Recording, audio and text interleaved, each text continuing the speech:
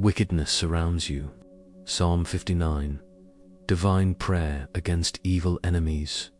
Don't be their victim. When darkness surrounds you and you find yourself under attack, where do you turn? Do you retaliate in anger, sink into despair, or cling to something greater than yourself? Psalm 59 holds the answer to this timeless question. Picture this: a man hunted by enemies, his life hanging by a thread, yet his faith remains unshaken. David's cry in this psalm isn't just an ancient plea for help. It's a roadmap for enduring the storms of life that threaten to consume us. In this video, we'll unlock the power and beauty of Psalm 59, exploring the raw emotions, profound faith, and divine promises embedded in its verses. Today, many people fight unseen battles against betrayal, spiritual attacks, or the inner torment of doubt and fear. This psalm provides more than hope. It offers a shield, a fortress, and a strategy for rising above the chaos. But here's the truth. Understanding this divine armor isn't enough. You need to know how to wield it. This moment right here can change the way you face your struggles forever. Stay with me, and we'll explore how to transform David's prayer into your own personal weapon against the wickedness that tries to overwhelm you. The historical setting of Psalm 59. David was no stranger to danger, but this moment in his life was different. He wasn't standing on the battlefield, ready to face his enemies head-on. He wasn't surrounded by a loyal army or safely tucked away in a stronghold. Instead, David found himself surrounded by men sent to kill him, under the order of King Saul, the very man he had once served so faithfully. Can you picture that scene? The quiet yet oppressive tension, the rustle of men outside his home, waiting for their chance to strike. Inside, David wasn't just wrestling with the fear of death, he was confronting betrayal. These weren't distant enemies or nameless threats. His oppressor was Saul, a king he had honored and a man he had once risked his life for. David's story becomes deeply personal when you realize just how human he was during this moment. He wasn't invincible, he wasn't immune to fear, and yet his response shows something extraordinary. He didn't fight back with anger or take matters into his own hands. He turned to prayer. In this desperate moment, David lifted his heart to God, asking not only for protection, but for justice, for clarity, and for peace. His cry wasn't polished or rehearsed, it was raw, real, and deeply vulnerable. His words in Psalm 59 reflect a soul that is both terrified and unwavering. A man who acknowledges his helplessness, yet clings to the belief that God is his fortress. Imagine how David must have felt. Everything seemed to be crashing down around him. He had been anointed as the future king of Israel, yet here he was hunted, betrayed, and forced into hiding. The streets outside his home were filled with men waiting for the moment to kill him. Yet this wasn't just a physical battle, it was a spiritual one. David had every reason to lose faith, yet his prayer reveals the opposite. Instead of giving in to despair, he chose to declare God's strength. He didn't just call upon God as his rescuer. He described him as a fortress, an image of divine protection and safety that no earthly force could penetrate. This wasn't just a passing act of faith. David's prayer reveals his deep understanding of who God is. He knew that God wasn't distant or indifferent. He knew that the same God who shepherded him through battles as a young man, who helped him slay Goliath, was the same God standing between him and his enemies now. David believed that God had a purpose for him that no scheme of man could destroy, and in that belief, he found peace amidst the chaos. Now, consider how this historical moment still resonates today. How many times have we found ourselves in situations that feel overwhelming, where the people or circumstances we trusted turn against us? Betrayal, isolation, and fear are not confined to ancient history, they're universal struggles.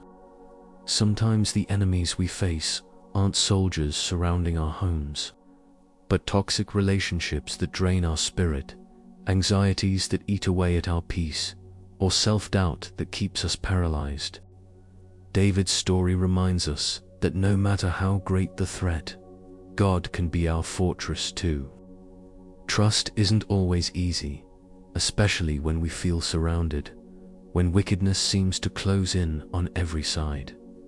But Psalm 59 shows us how to shift our focus. David didn't ignore his fear, and he didn't deny the reality of his enemies. He acknowledged them, but he also acknowledged God. He cried out in honesty, exposing his weakness, but his prayer wasn't just a plight, was a declaration of trust. This is the power of Psalm 59. It's not a distant relic of the past, it's a living, breathing promise. The same God who heard David's cry hears yours today. The same fortress David took refuge in is available to you. What's the battle you're facing right now? Who or what surrounds you, making you feel trapped, powerless, and afraid? David's story reminds us that even in the darkest nights, we can pray like he did with brutal honesty and unshakable faith. As we move forward, let's take this moment to connect David's enemies with the ones we battle today. Sometimes, what we face isn't just external now.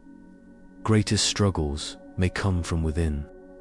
Psalm 59 gives us a framework not just to face those enemies, but to rise above them with God's strength. Why wickedness surrounding you isn't just ancient history. The enemies David faced might seem like a distant tale from ancient history, their faces hidden in the shadows of a time long gone. Men sent by a jealous king, surrounding his home, conspiring in silence. Waiting to strike. These threats can feel detached from the problems of modern life. After all, we live in a world where swords and shields have been replaced by technology, where battles are fought in courtrooms, offices, relationships, and within the confines of our own minds. But here's the truth: the wickedness David faced is far closer to what we experience than we might realize. Today, enemies no longer carry spears or march under the orders of a tyrant. Instead, they manifest in more subtle forms that creep into your thoughts, relationships, routines, and sense of self. These enemies might be people, co-workers who undermine you, friends who betray your trust, or even family members who sow seeds of division when you least expect it. Modern enemies come disguised as situations that seem designed to break your spirit, financial hardships that weigh you down, toxic environments that drain your energy, or crises that make you question everything you believe in. And sometimes, the most relentless enemy is the one within your own doubts, fears, and insecurities, whispering lies into your mind when you're at your weakest. The psalmist's words, written in the heat of danger thousands of years ago, echo into our present reality because wickedness doesn't belong to just one specific time and place. Betrayal, injustice, and spiritual attack, they transcend history. What David faced externally, many of us wrestle with internally. And while our battles today may look different, the strategies to overcome them remain the same. David's response wasn't to panic, to retaliate, or to try and solve everything on his own. His response was to turn to God, because wickedness, regardless of its form or time, is too great for human strength alone. Psalm 59 provides us with a blueprint for understanding this tension. Verse after verse, David acknowledges the reality of his enemies. He doesn't sugarcoat it. He describes their pursuit, their malice, their hunger for destruction. But instead of letting this overwhelm him, he begins to shift his focus. Wickedness is strong, yes, but it is not greater than God. This recognition that no matter how great the threat, God is greater, becomes the turning point, and it can be yours too. Look around you. Where do you feel surrounded by wickedness? Is it in the way the world tries to chip away at your hope? Is it in the daily battles with fear, loneliness, or regrets from your past? The human experience hasn't changed as much as we think. Like David, we often find ourselves asking, why? Why is this happening to me? And like David, we face a decision to sink under the weight of despair, or to rise by placing our faith in the one who fights for us. The psalm doesn't deny the reality of evil, nor does it pretend that faith will make your enemies vanish in an instant. Instead, it teaches us to view wickedness differently. Where there is betrayal, God offers restoration. Where there is fear, God speaks courage. And where wickedness seems to close in, God reminds you that no enemy can stand against his power. What makes this psalm so extraordinary is its honesty. David doesn't pretend to understand everything. He is angry, afraid, and frustrated. He doesn't hide these emotions from God, and you shouldn't either.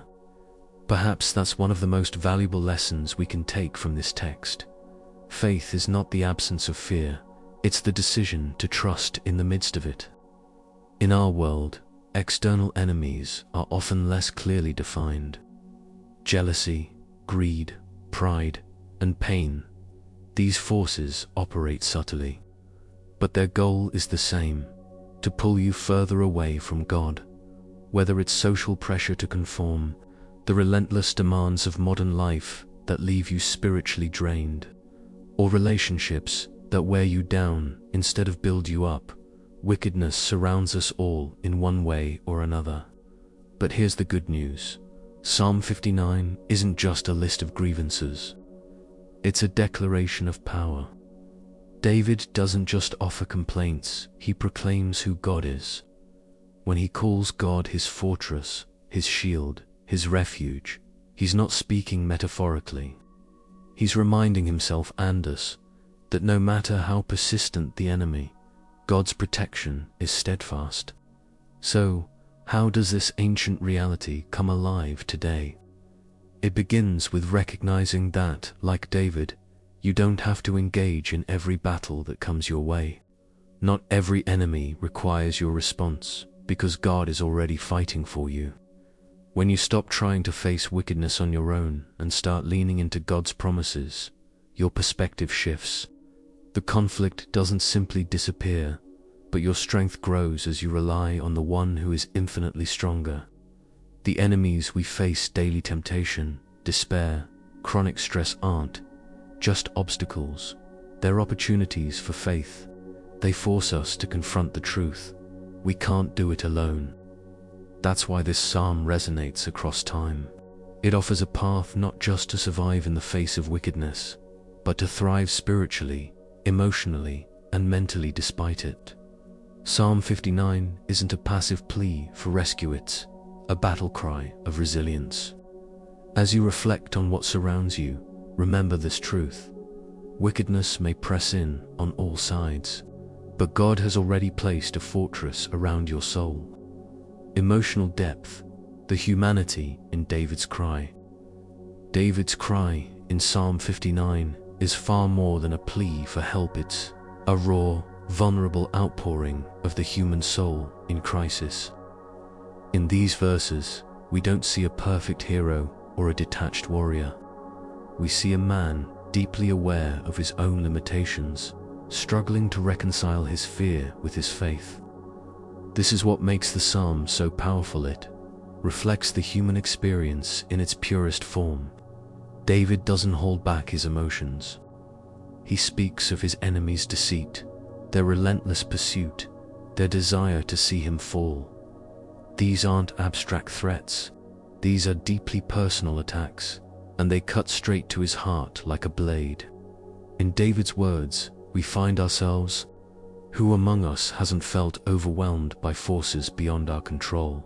Who hasn't wrestled with moments of despair, when it feels like the odds are stacked too high to survive. Whether it's betrayal by someone we trusted, the crushing weight of anxiety, or a season of hopelessness, the emotions David wrestles with are the same ones we quietly carry in our souls today. But what makes this psalm remarkable is not just its acknowledgement of fear, anger, and grief. Fits what David does with those emotions. He doesn't suppress them, nor does he allow them to consume him. Instead, he redirects them toward God. David is unflinchingly honest in his prayer. He doesn't pretend to be unbothered, nor does he lash out in impulsive revenge. Instead, he brings all of his feelings, the frustration of being hunted unjustly, directly to God.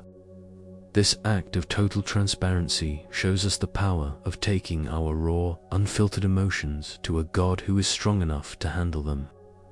David's prayer reminds us that there is space for fear in faith.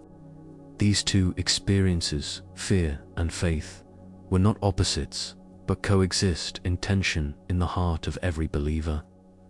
To have faith does not mean to be immune to doubt or pain. It means trusting God in the midst of those emotions. In Psalm 59, David repeatedly uses the word deliver. It's not just a request. It's a declaration of trust that God is able and willing to step into the chaos and save him. Think about how revolutionary this perspective is. In our culture, we're often taught to hide our fears or to fight our battles with sheer determination. Admitting weakness can feel like failure. Yet, in this psalm, David turns that thinking upside down. He doesn't mask his vulnerability, he gives it over to God. He recognizes that his strength alone will never be enough to overcome what surrounds him. Instead of fighting on his own terms, he surrenders the battle to the one who is infinitely stronger. There's something deeply comforting in this surrender, and it's a lesson many of us need to hear today.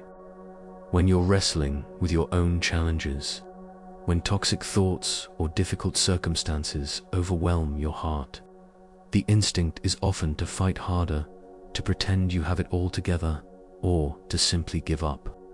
But David shows us another way: to pour out every ounce of fear and frustration in your heart in prayer.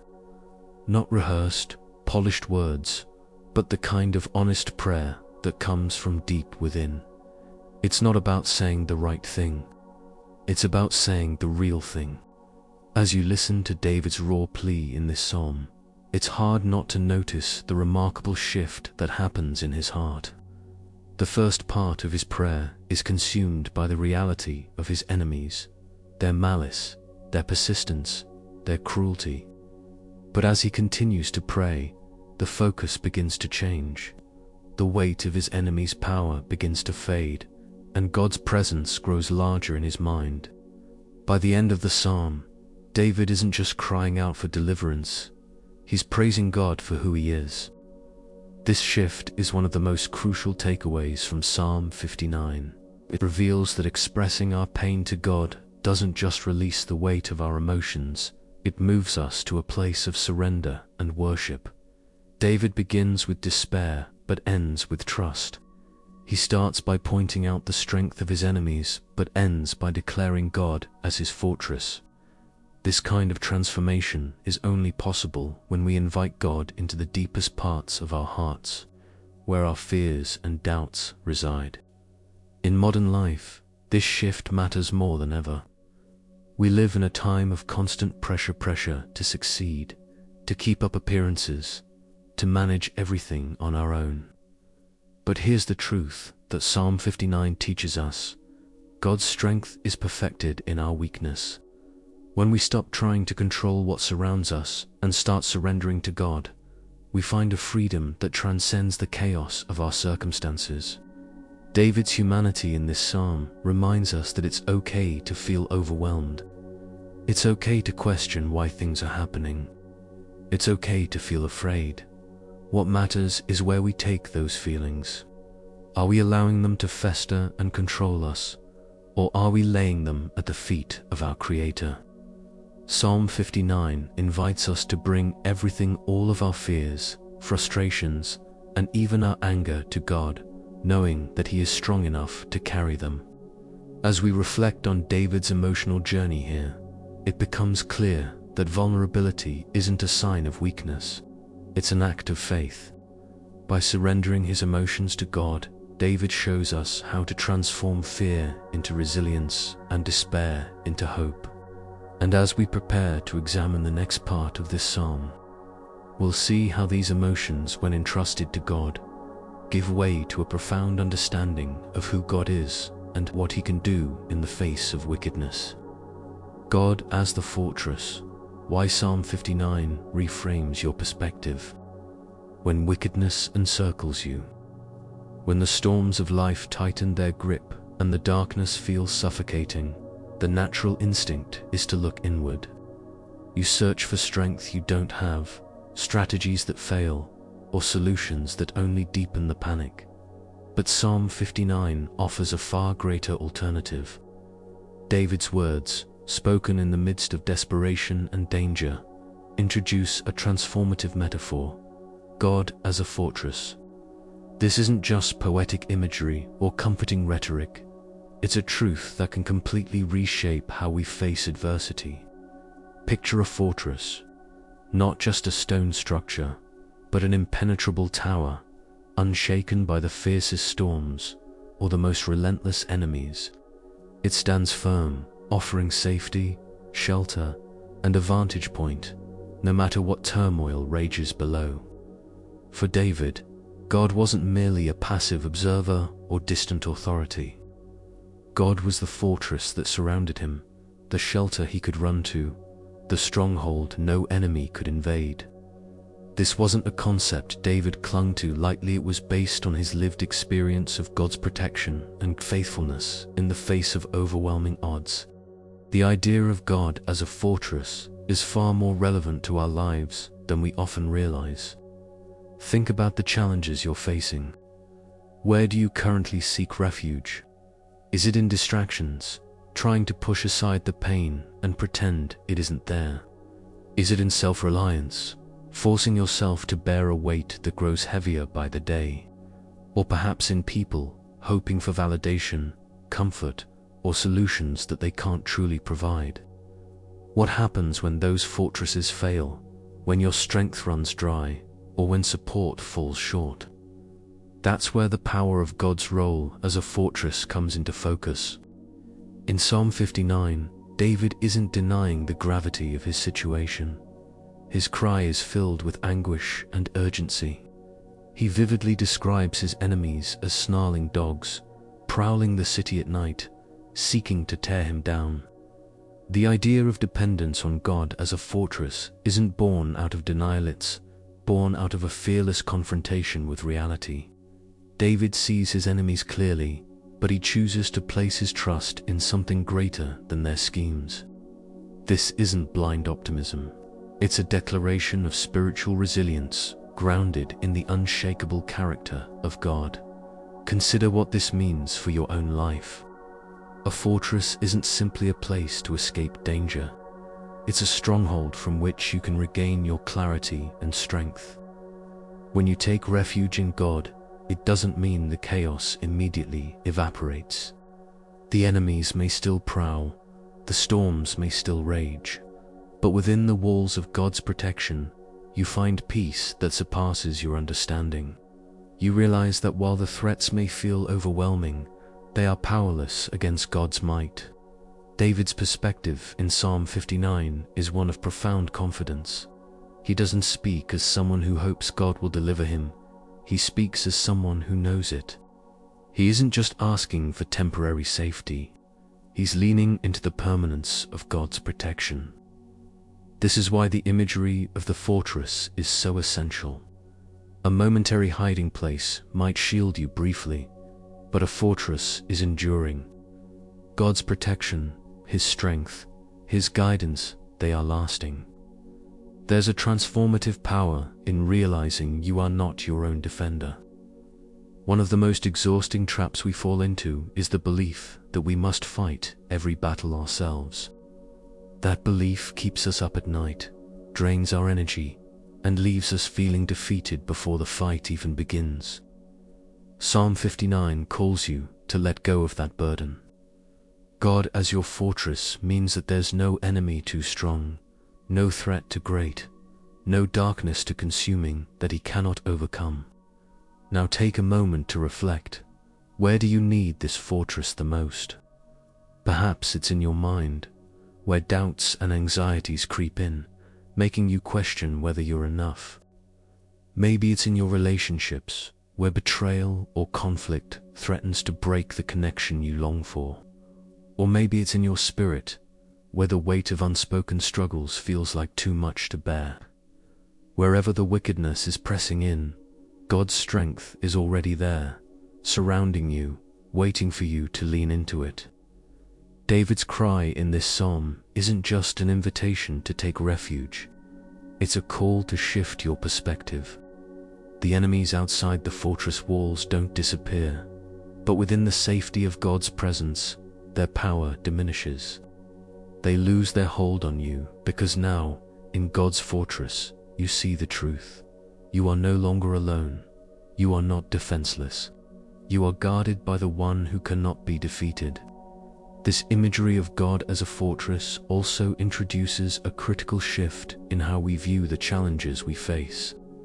From the safety of the fortress, you gain a new vantage point. Rather than being consumed by the chaos, you begin to see that God is in control. Your enemies are not greater than Him. Your trials are not outside His reach. And suddenly, the fear begins to give way to courage. From inside the fortress, you see that while the battle may rage, you are already victorious because you are held by God. Psalm 59 doesn't minimize the reality of wickedness, but it redefines how we live in its midst. The world will always present challenges. There will always be storms, enemies, and moments that feel overwhelming. But this psalm reminds us of a truth that cannot be shaken. No matter what surrounds you, you are surrounded by something greater. God is your fortress, unchanging, unbreakable, and always present. When you cling to this truth, fear fades, and strength takes its place. And as we continue, we'll look at what happens when you stop fighting your battles alone and start trusting in God's power to intervene. The power of divine intervention. What does it mean to truly trust God to intervene in your battles? For many, this concept feels abstract, a lofty, spiritual idea without practical grounding. Yet, Psalm 59 shows us that divine intervention is not only real but essential. It happens when we acknowledge that some battles are not ours to fight and when we release the need to control the outcome. David's prayer in this psalm reflects an unshakable confidence, not in himself, but in God's ability to act decisively against the forces of wickedness. David was surrounded by enemies, both visible and invisible. Saul's men circled his home, waiting for their opportunity to strike. But David didn't make plots of his own or retaliate out of fear. Instead, he prayed. He prayed with words that called for God's justice and trusted in God's timing. His plea wasn't rooted in desperation or doubt, it was anchored in faith. David understood that while the hand of man might falter, the hand of God never would. Here's the critical truth. Divine intervention begins when we give up the illusion of control and surrender everything to God. This isn't about passivity or giving up. It's about fully recognizing that God's power far exceeds anything we could produce on our own. When David called upon God to deliver him, he wasn't simply asking for escape. He was trusting God to work in ways David himself could never achieve. In Psalm 59, the enemies are described vividly. They move like prowling dogs, aggressive and unrelenting.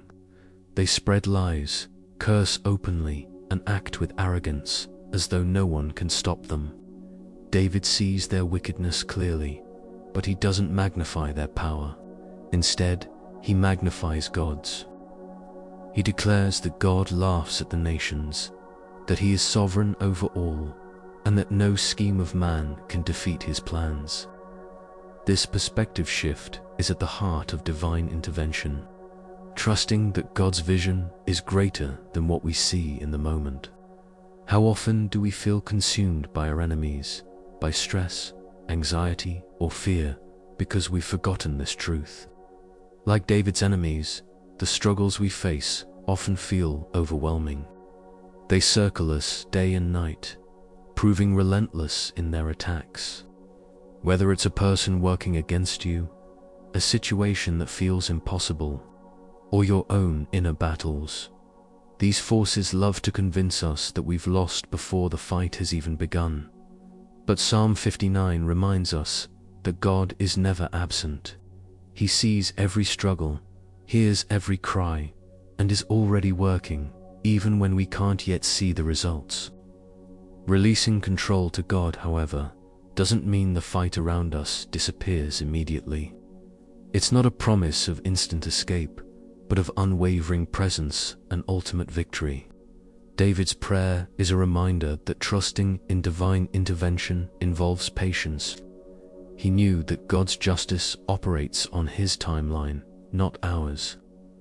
Although David cried out for immediate deliverance, he also rested in the knowledge that God would act righteously in his perfect time. This kind of faith requires endurance, a willingness to wait even when the pressures of life feel unbearable. But here's the beauty of divine intervention. When God steps in, he doesn't simply resolve a situation, he transforms us in the process. David didn't emerge from his trials unchanged. Through every danger, betrayal, and trial, his faith deepened. He didn't just survive, he became stronger, wiser, and more closely connected to God's will. And this is often how God works. He doesn't just deliver us from harm. He uses the process to refine and strengthen our faith. In our modern-day battles, this is hard to remember. We live in a world obsessed with quick fixes and immediate results. We want our problems solved without delay and our enemies vanquished without struggle. But divine intervention doesn't cater to our impatience, it aligns with God's perfect purposes. And while this requires trust, it also carries a profound assurance. God's intervention is never too late, never inadequate, and always complete. Think about the situations in your life you've tried to fix on your own. The sleepless nights spent worrying, the endless questioning of how to handle toxic relationships, unrelenting stress, or situations beyond your control. Now imagine releasing those burdens into the hands of a God whose power knows no limits. That's what David did. In his prayer, he laid everything before God, confident that his enemies could not stand against the Creator of the universe. This isn't about ignoring responsibility. Faith in divine intervention does not mean we stop praying, thinking, or acting according to God's will. What it does mean is that we stop carrying the weight of battles that only God can win. David prayed for God's justice, not his own. He trusted God to reveal truth, to deliver mercy to the innocent and judgment to the wicked. This trust freed him from the need to take matters into his own hands, allowing him to rest securely in God's promises. One of the most striking elements of Psalm 59 is its transition from pleading to praise. By the end of his prayer, David is no longer focused on his enemies. He is focused on God. With confidence, he declares, "Oh, my strength, I will sing praises to you." This is the fruit of divine intervention, not just relief, but worship. When we trust God with our battles, we stop being consumed by fear and instead find ourselves overwhelmed by his faithfulness. In your life, what would change if you surrendered every battle to God? What if, Instead of strategizing, worrying, or retaliating, you simply trusted him to intervene at the exact right moment. Psalm 59 teaches us that God doesn't just see the wickedness surrounding Uzi acts. And when he does, it's not only our circumstances that change, but our hearts as well. As we move forward, we'll explore the profound connection between this trust in God's intervention and the way it impacts our emotional well-being and peace of mind. Psalm 59 and mental well-being, a modern lens. The battles David faced were physical, emotional, and deeply spiritual.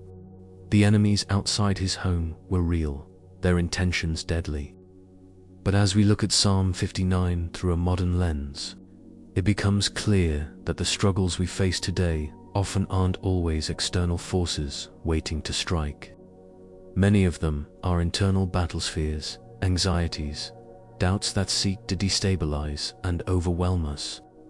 This is where Psalm 59 speaks powerfully to the human experience. Offering more than ancient wisdom, it provides a model for mental resilience and emotional stability in the face of adversity.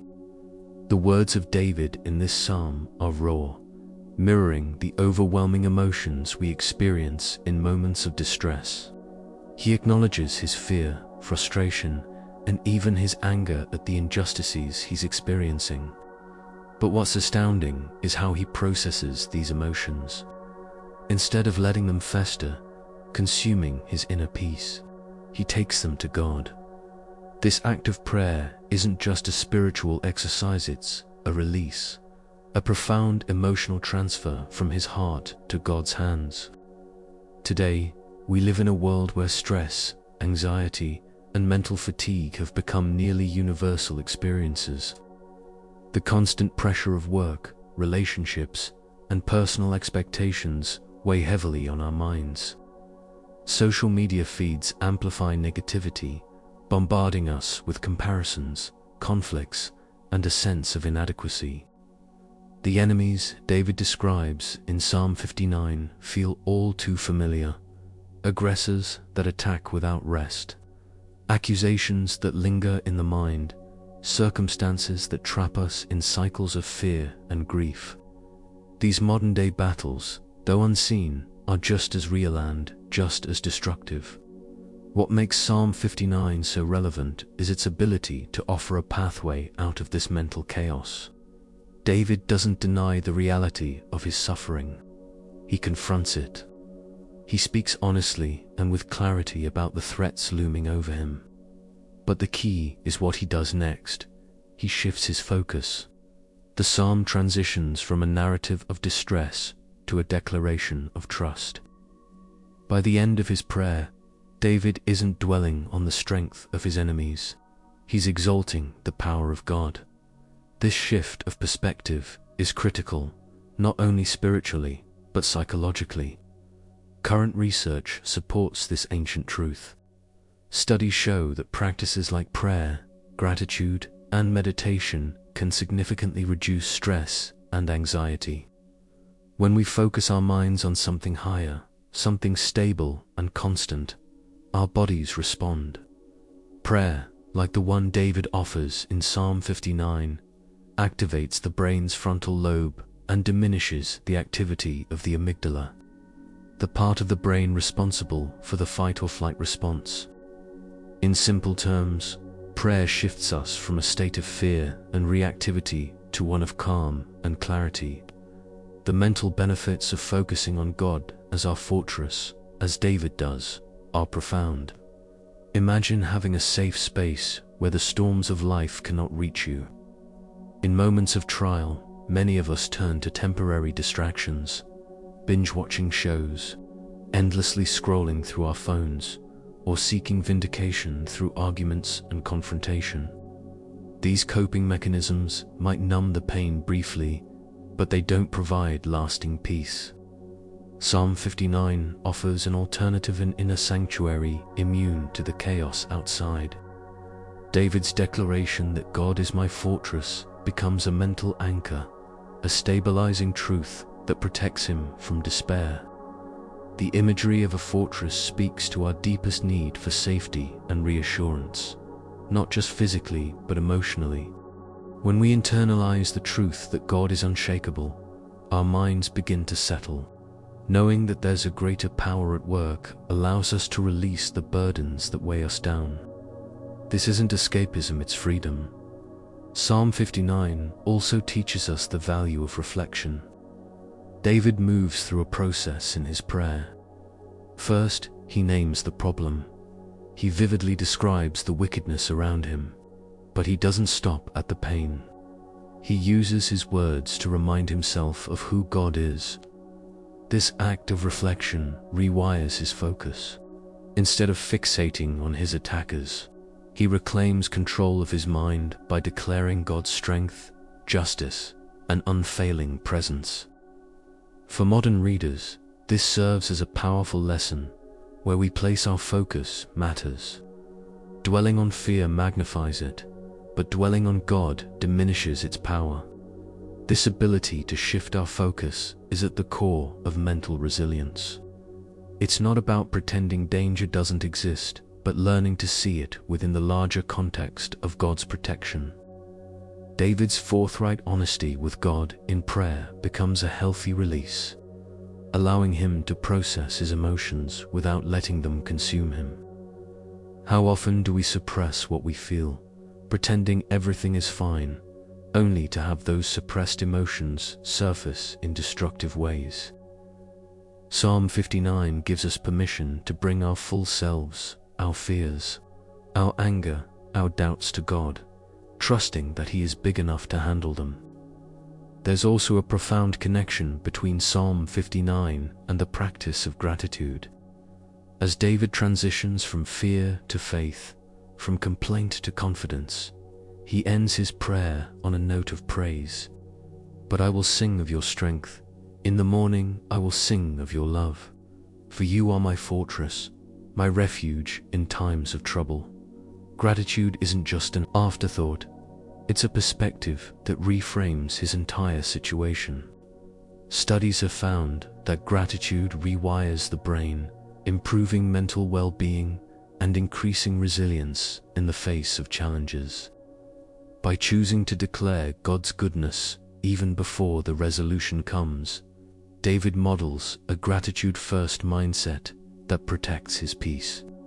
Psalm 59 shows us that mental well-being isn't about eliminating challenges. It's about maintaining clarity and inner peace in the midst of them. It teaches us to face wickedness, not with denial nor with despair, but with faith that transforms our perspective.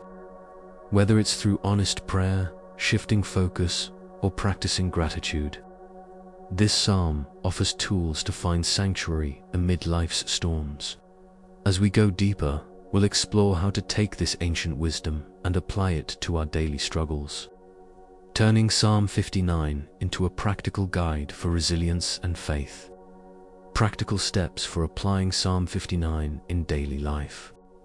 Psalm 59 goes beyond offering mere comfort. It is a blueprint for spiritual and emotional resilience, a guide for navigating the challenges of life when wickedness seems to surround us. But how do we take the timeless principles outlined in David's cry and weave them into our modern lives? How do we apply this psalm so that its power doesn't just remain an abstract idea, but becomes a living force that transforms our daily struggles? The secret lies in adopting what David modeled: honest prayer, a shift in focus toward God's strength, and practices that anchor us in faith and gratitude. The first step is to reclaim prayer as an active part of your life. David's cry in Psalm 59 wasn't half-hearted or rehearsed. It was desperate, raw, and utterly vulnerable. That's the kind of prayer God invites. Many of us treat prayer as a ritual, a brief moment in our day to present a list of needs or thanks. But David's prayer wasn't transactional, it was relational. He didn't just ask for God's help, he poured out his heart. The more honest and specific your prayers are, the more freeing the experience becomes. Take time every day to name the struggles and enemies in your life, whether they are internal fears, external opposition, or lingering wounds of the past. Tell God exactly what you feel, what you fear, and what you need. But David didn't stop with a list of grievances. He shifted his focus. He began to declare who God was, aligning his perspective with the reality of God's power and faithfulness. This shift is the second step, intentionally refocusing your heart and mind on God's character. When you pray, don't just express your pain, declare God's role as your fortress.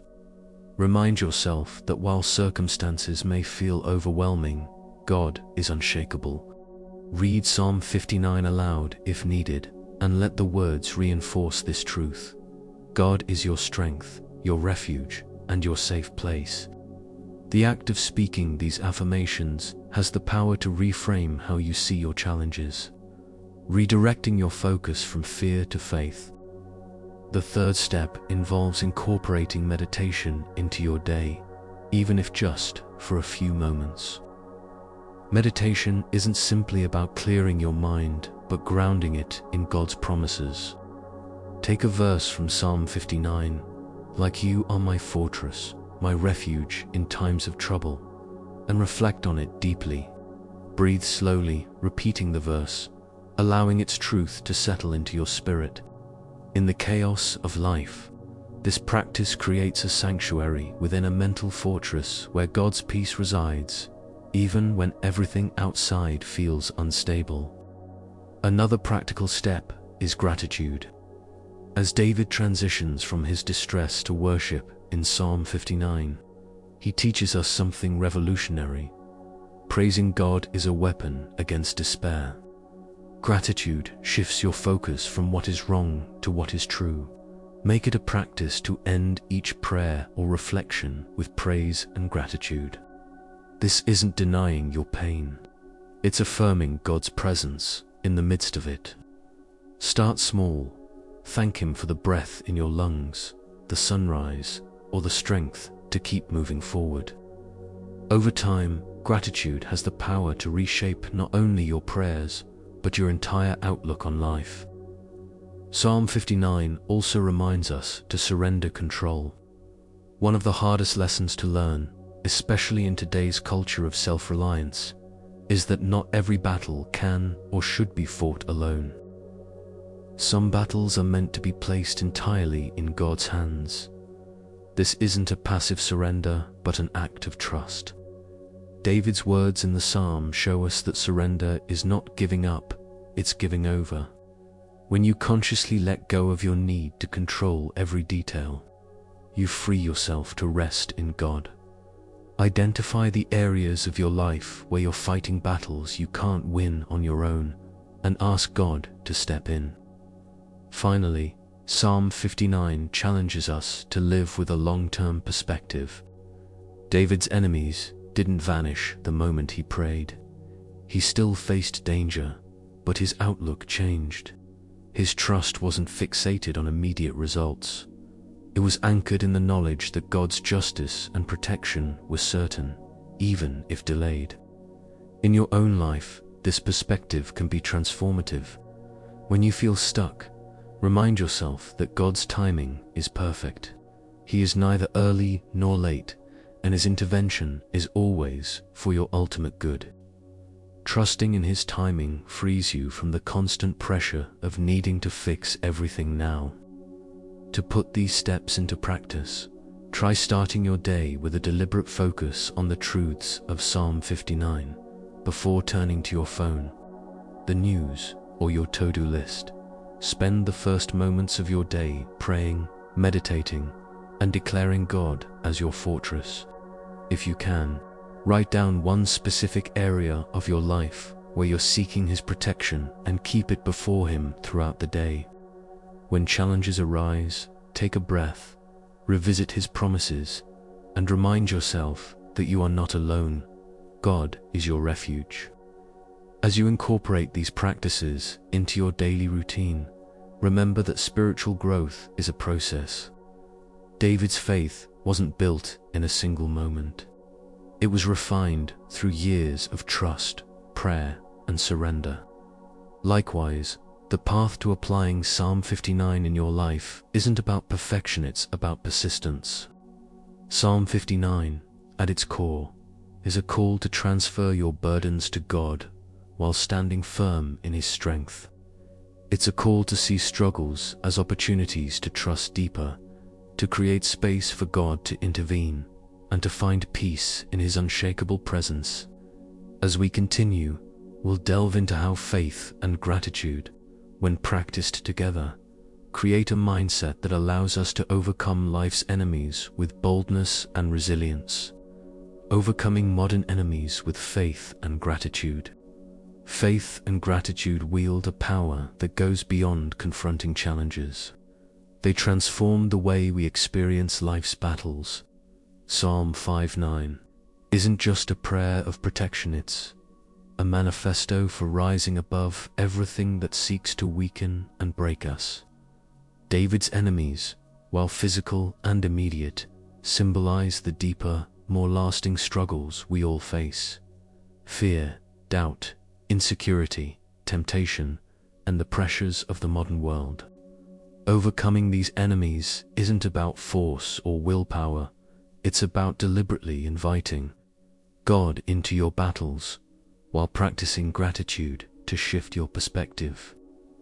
David's journey in Psalm 59 begins with fear and frustration. He doesn't sugarcoat his situation or attempt to temper his emotions.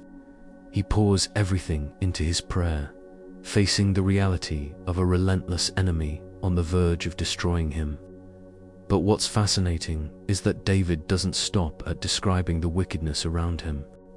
Instead, he transitions from focusing on the problem to declaring the solution: God's presence and protection.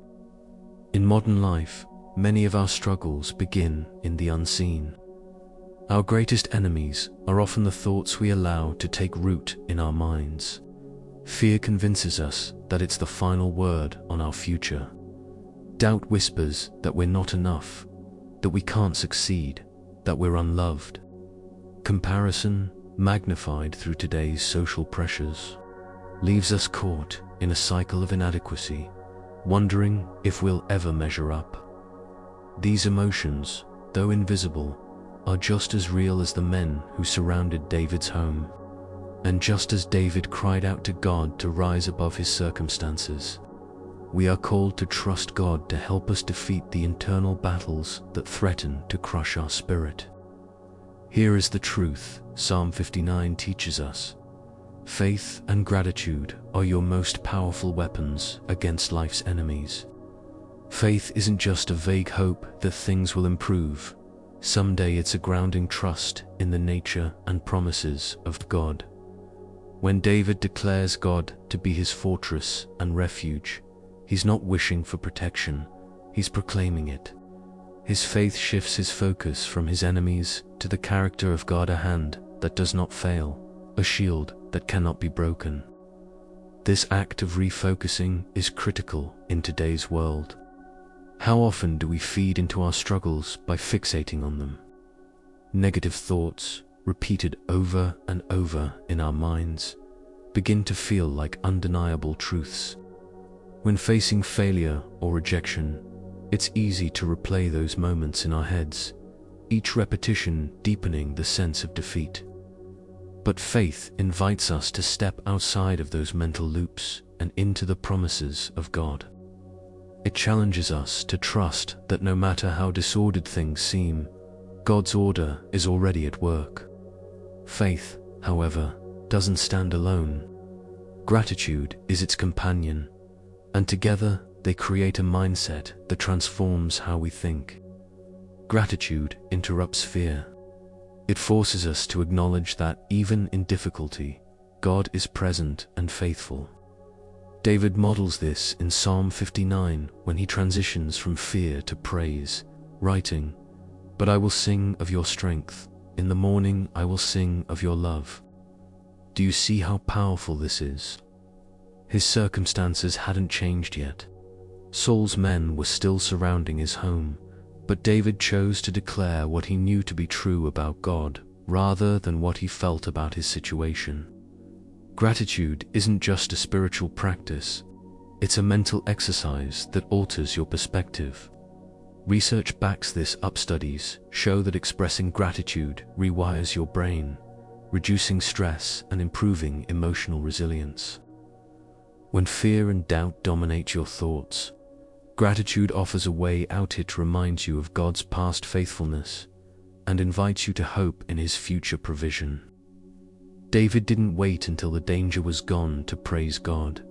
He sang of God's love and strength while his enemies surrounded him. This isn't just faith, it's a declaration that gratitude can flourish even in the darkest of circumstances. How does this look in your life? Start by identifying the enemies you face. Is it unrelenting anxiety? A voice of self-criticism that won't stop? A toxic relationship or an unsolvable problem at work? Or maybe it's just the constant noise of life pulling you further from peace. Like David, name what surrounds you, but don't stop there. Faith and gratitude step in when you acknowledge that your challenges are not the final story. Begin by reminding yourself of God as your fortress. Speak it aloud if you have to. God is my strength. He is my protector. He is with me. These declarations, rooted in scripture like Psalm 59, have the power to disrupt the worries that assault your mind. And once you've declared who God is, practice gratitude. Thank Him for what He has done, no matter how small it may seem. Start with the basics: your breath, your resources, the fact that you've found courage to hold on. Gratitude grows with practice, and as it grows, it diminishes the power of negativity. You'll find that while your enemies may remain for a time, their grip on your mind and heart weakens. Gratitude doesn't erase problems, but it gives you the strength to face them with a transformed mindset. David's resilience in Psalm 59 offers us a model to follow.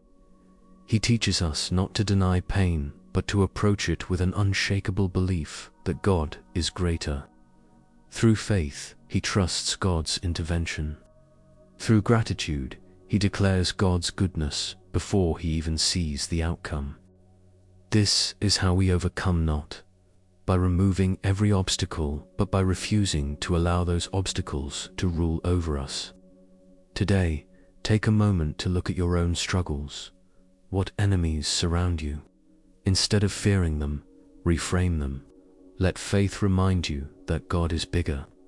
Let gratitude shift your focus to His enduring goodness.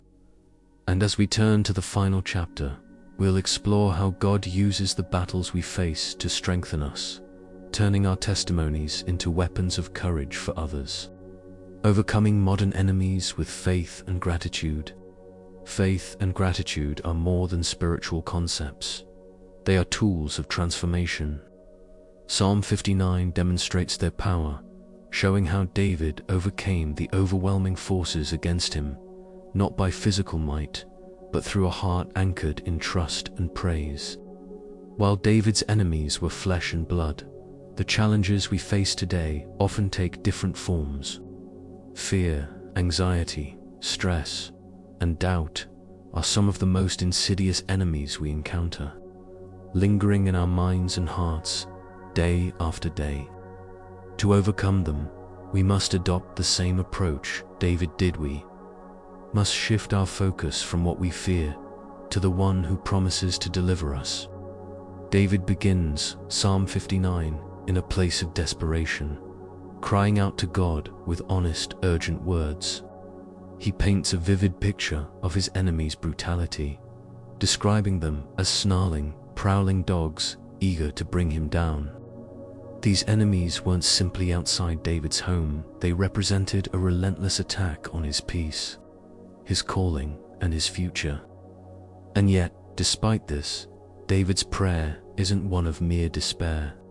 In fact, by the end of the psalm, his tone has completely shifted. He is no longer focused on the strength of his attackers, but on the unmatched strength of his God. This shift from fear to faith is the key. It's the turning point that transforms how we approach challenges today. Fear often has the power to paralyze us, making us feel trapped and powerless. It speaks lies into our minds, telling us that the struggle is too great, that the opposition is too strong, that we're not enough to rise above it. But David's example shows us the truth.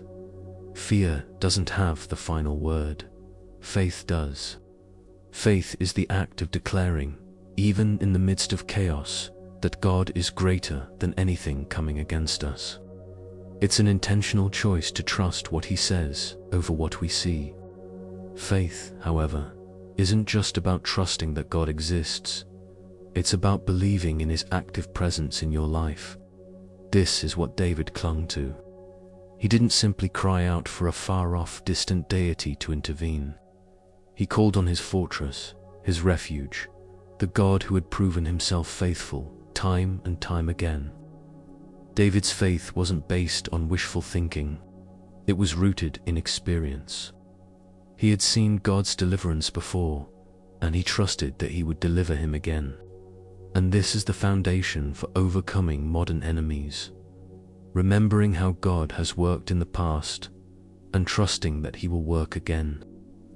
Gratitude is the second weapon David wields in Psalm 59, and it's equally powerful. After laying out his fears and frustrations, David transitions into praise. He declares God's love and strength, saying, "I will sing of your strength. In the morning I will sing of your love."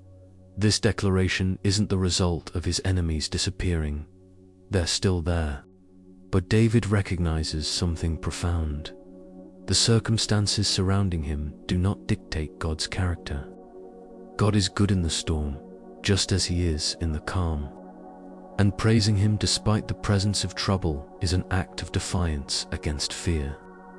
Gratitude, like faith, shifts our perspective. It moves our attention from what's wrong to what's right, from the size of our problems to the size of our God. In our modern lives, many of us have lost the habit of gratitude. We are so busy chasing solutions, busy with worry, constantly overanalyzing, that we forget to pause and recognize what is already good. But David reminds us that gratitude is a discipline, something we must practice intentionally. It's a deliberate decision to focus on God's love, faithfulness, and provision, even when life feels overwhelming. What happens when you combine gratitude with faith?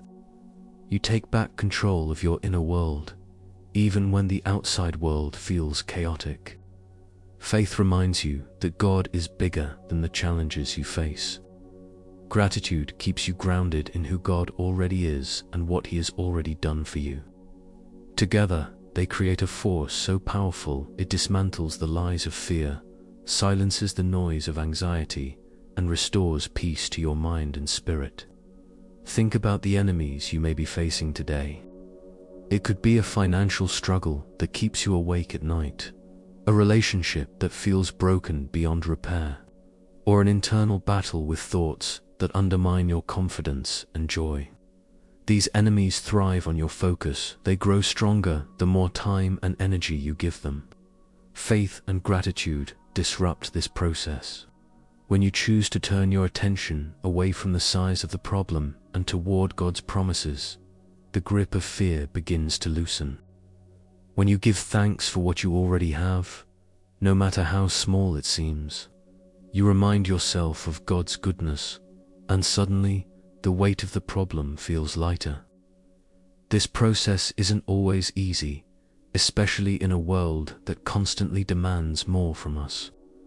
Fear is persistent, always waiting for the chance to creep back into your mind. That's why faith and gratitude must become habits, not occasional reactions. Just as David declared God's strength and love consistently, we too must cultivate the daily practice of shifting our perspective. This might look like starting your morning in prayer, asking God for the strength to trust Him with the battles you're facing. It could mean writing down 3 things you're grateful for each day, even if life feels heavy. These practices, though simple, can have profound effects on your mindset. Psalm 59 invites us into a way of thinking and living that counters everything the world teaches us.